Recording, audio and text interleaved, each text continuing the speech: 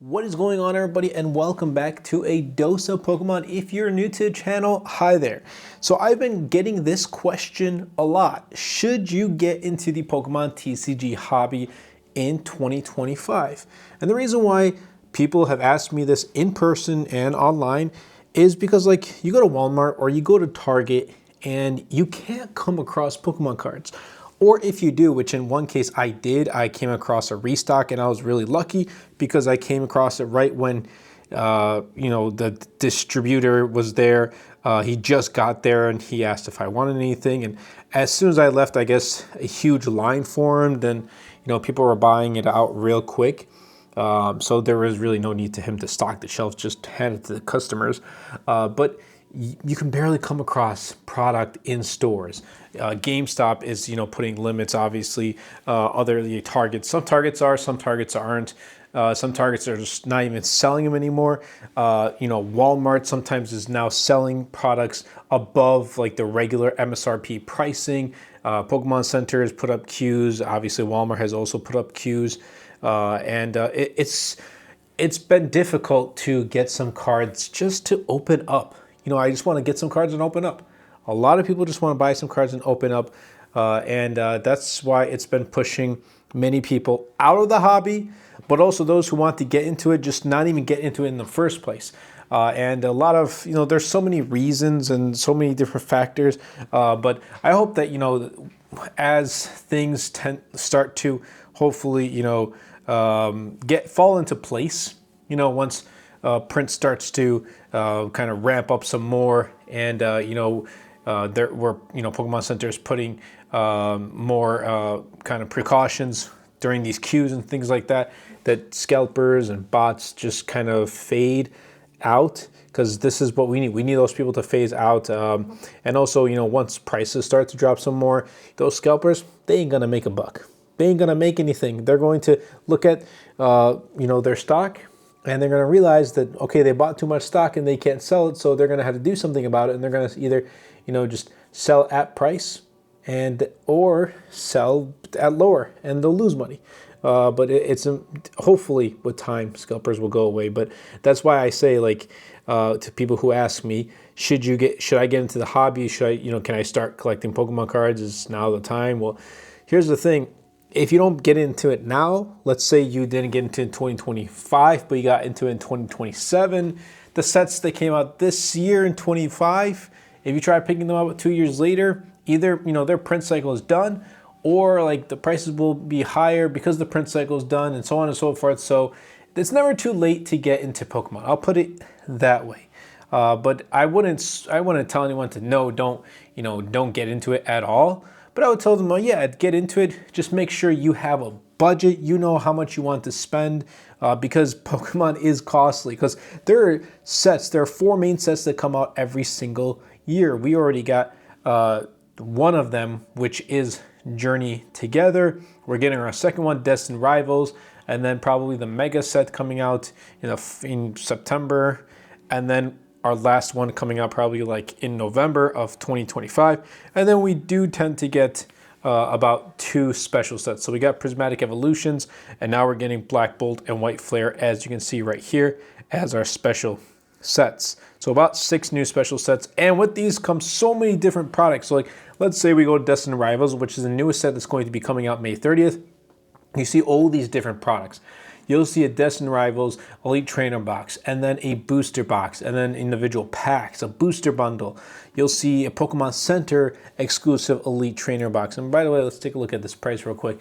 As you can see, it has dropped significantly over time. So I like that. Like to see it. I like to see how the prices are continuing to drop.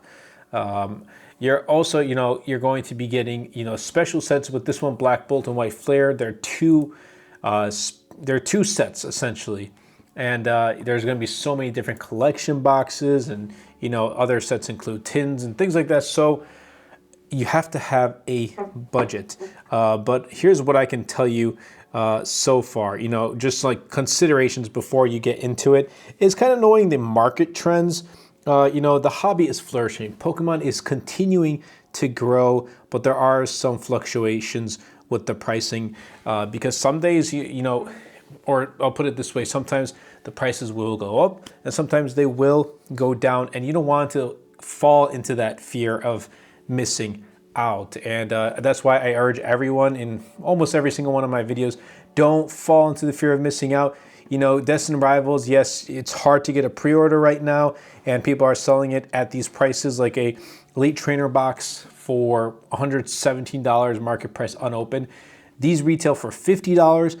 Don't fall into the fear of missing out. This set has not even been released, so I'm sure that you'll be able to, hopefully within time, come across these and be able to pick one up at pricing. Even if it's like maybe $60, like $10 more, that's I'll give it a go. Like, that's okay. But anything like twice the price or 2x, 3x the price, I don't think you should be going and picking it up, because what's going to happen is, let's say you bought this at 117. When this set does come out and eventually the market price drops like 70, 60, you're going to be regretting that purchase. So I would say follow the market trends. Some collectors, including myself, like I've expressed concerns, so have others, about inflated prices, and you know, there is potential for market corrections. Number two, another thing you should consider is product availability. So here's the thing: there's high demand. We know that, and this has led to product shortages.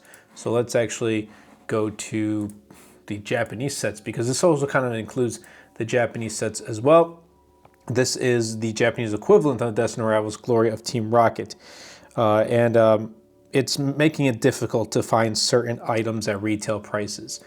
So like this Japanese box of Glory of Team Rocket 121, it's way too it's too high of a price to buy for $121, because before you'd be able to get Japanese boxes for like $40, $50 just regular, and now you're getting a box for $121, $122. It's a little too much.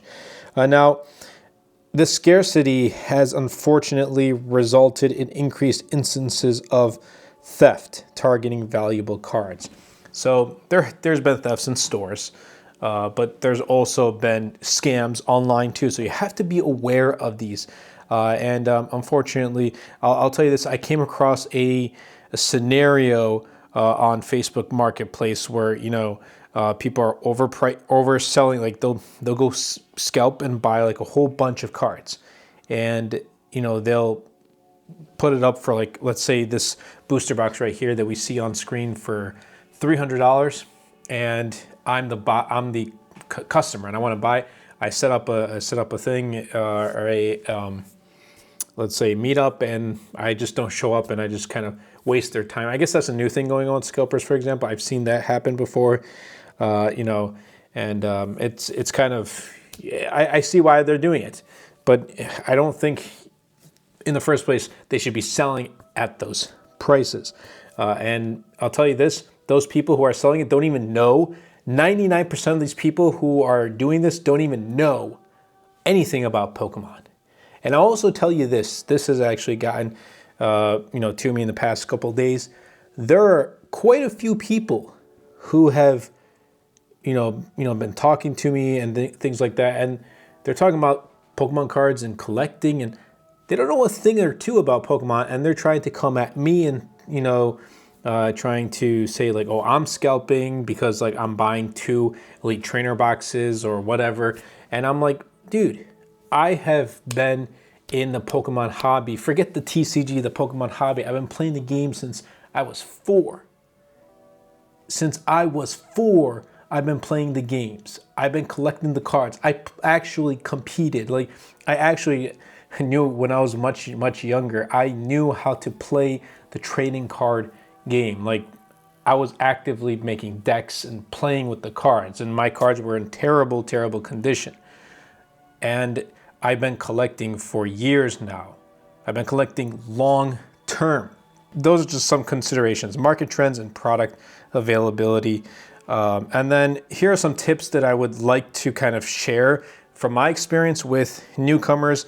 Now, you can do so many different things. Like, you can start with singles, you can start with sealed products.